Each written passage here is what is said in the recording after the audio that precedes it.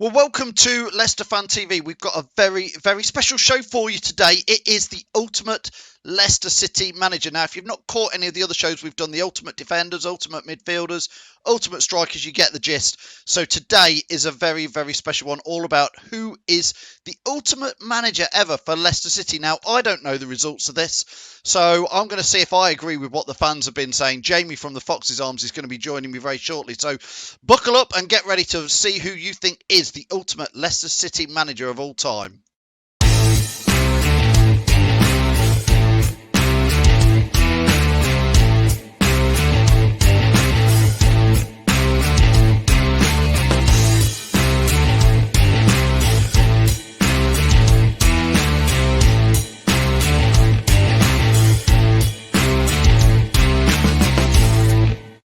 Yes, welcome to this ultimate Leicester City manager. Who would you have picked? Who do you think we are going to go through? We want your views and we want your comments. Make sure you pop down below on this video who you would have voted for, and if you agree with what myself and Jamie are talking about. Don't forget you can follow us at Leicester Fan TV on all socials, and make sure you like and subscribe this video. Now, let's add in Jamie all the way over in, well, it's sunny in Leicestershire. What's it like in España?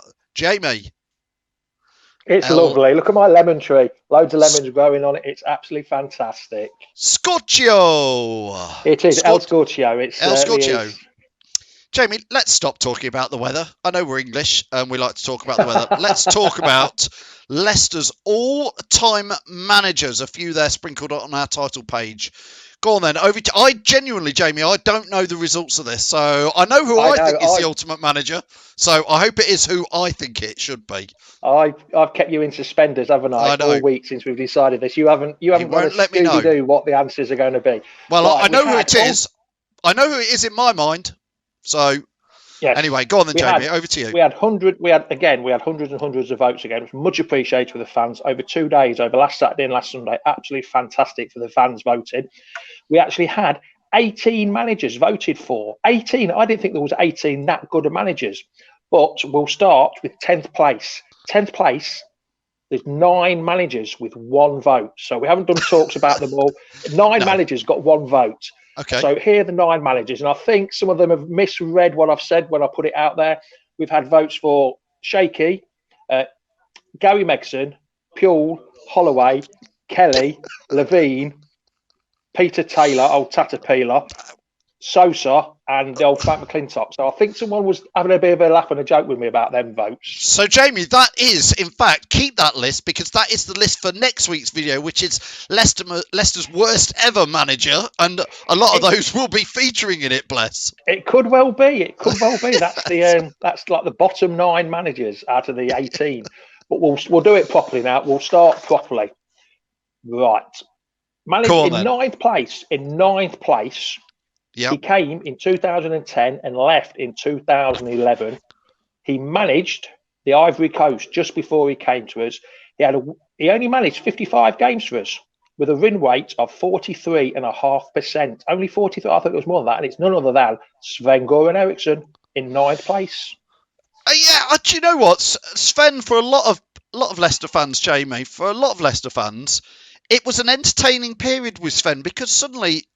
Again, I think it was he brought in from obviously Convici and that, I believe. Was he? They appointed him. I mean, it showed. We were in the middle of the championship, I think, when he came, or the lower region. It showed some intent. Hang on, we've just signed one of the most well-known international managers in the world. Well, Convici came in, didn't he? The manager, the chairman, sorry, and he got rid of Pearson straight away. Then he brought in Paulo Sousa, which didn't really go down very well. And then we got Sven in I think the October time, it was, of 2010. And everyone thought, wow, Sven-Göran Eriksson. Didn't really work for him, did it? I'm not sure the championship football was quite his standard. So, unfortunately, I quite liked Sven. I thought he did better than what he was. But with only a win percentage of 43.5%, I thought it was higher than that. But the fans voted Sven in 9th place, Phil. Yeah, like you say, he certainly was a celebrity-style manager, and we haven't had many of those in our history. So I think he's worthy of a top 10, just purely for the kudos that he brought in to the club, and certainly it was perhaps the start of Leicester getting on the map. It was. I think we needed a bit of a figurehead then, didn't we? Like I say, we had Nigel Pearson, and then we had Souza, which, like I say, didn't work. And then we needed someone big to try and get the morale back, and it certainly did to start off with. But it just didn't work for him, really, did it? Unfortunately, it wasn't what we expected, was it? It thought it was going to be all guns blazing. I think it was just his lack of championship experience. Although he had a bit of time at Notts County, didn't he? I think it was just his lack of championship experience that cost him, to be honest. But there we go. The fans, the fans voted for Sven in 9th place. Nothing to do with us again, Phil. Nothing to do with us. Choice. Leicester fans said Sven is 9th, gets in that top 10. Fair enough. Sven is 9th. Right. We move on to 8th place. You're all getting excited. Everyone getting excited? I am. This lad, or bloke, I should say, he managed the club from 02 to 04, but was here the year before. He was in charge of Leicester for 110 games. He got us promoted to the Premiership, and we only had a win ratio of 37.25% with him. And he came from Brighton. It's none other than Mickey Adams in 8th place. Yeah, that's an interesting one, isn't it? Because Mickey Adams, I'm a bit like with him. Oh, was he all that? You know, and like you say, his win ratio wasn't great. But I think, Jamie, you've probably got some stats or better. Like you were saying, is he did come in. Mickey Adams did take over a very strange. What was his years again at the club? 2000. It was 02 to 04. But so he was just here, after. That was when he was manager, because he had a year as assistant manager to. Who was he assistant manager to? Dave Bassett. So it was just after administration. It would have been around that. Yes. Yes. Yeah, just after administration. We've just moved into the King Power. A very strange period in Leicester City's history, obviously, from leaving Filbert Street, coming to the King Power administration. So I guess that's why a lot of fans went for Mickey Adams, Jamie. He did well for us. He got us promoted in that his first full season. I mean, the first 4 games he managed was in the Premiership and unbeaten the last 4 games of that season.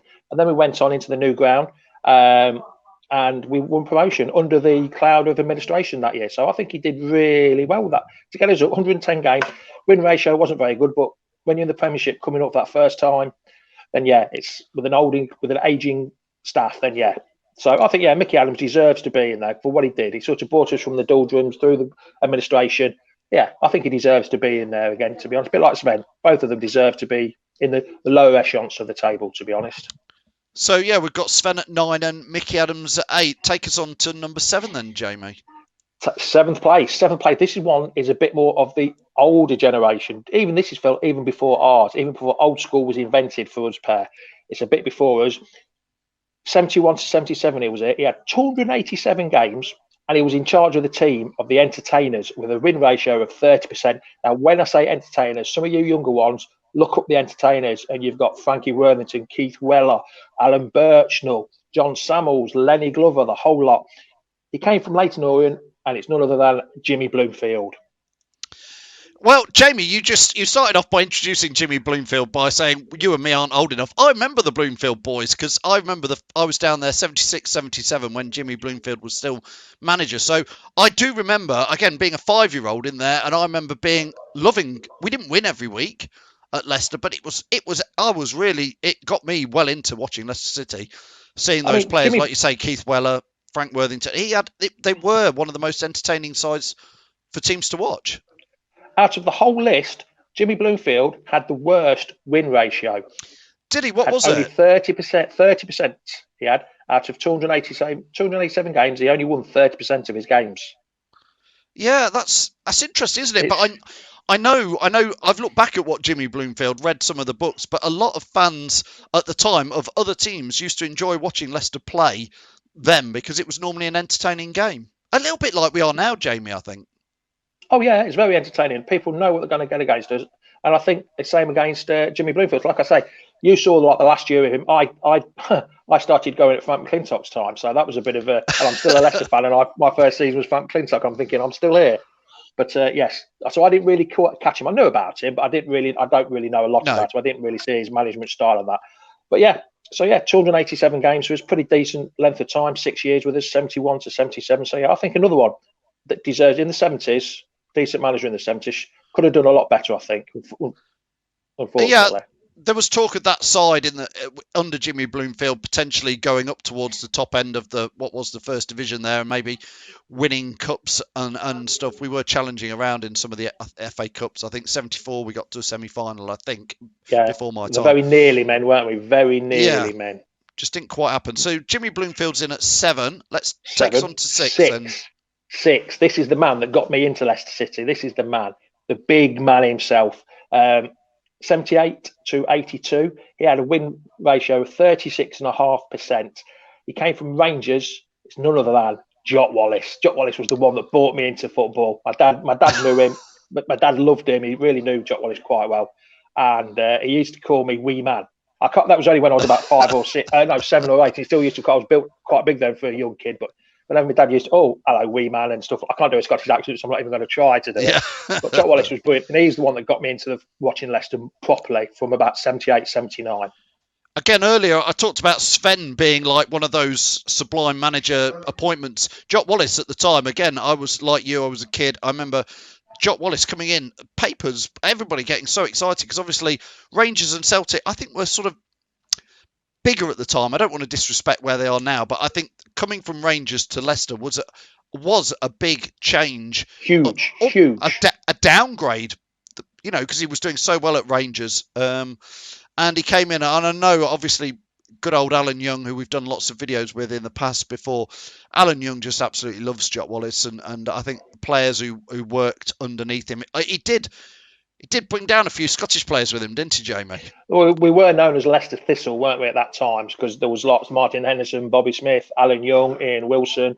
I think Kevin McDonald was there for the time he was there as well. There's bound to be a few others. I can't remember them all, but there was lots of Scots. And you pick from what you know, don't you? You pick from what you know. So, yeah. And then he left us, unfortunately, in '82 for Motherwell, unfortunately. But I think he won the Championship, didn't he? Or sorry, not the Championship, Division 2, as it was called back then. Yeah, he did. Got us to FA Cup semi-final. Yeah, which luckily it's took us that long to get to another one. But I think for Jock Wallace, for older fans. For older fans, I think Jock's would have perhaps been in their top 3 at least. But fair enough that he's 6th. He's 6. He's 6. So yes. So he's just outside the video was going to be ultimate top 5, but we've had to do it to ultimate top 9 because there was that many votes. Yeah. But yeah, well, Jock Wallace enough. is sneaked as 6. Well done to Jock Wallace.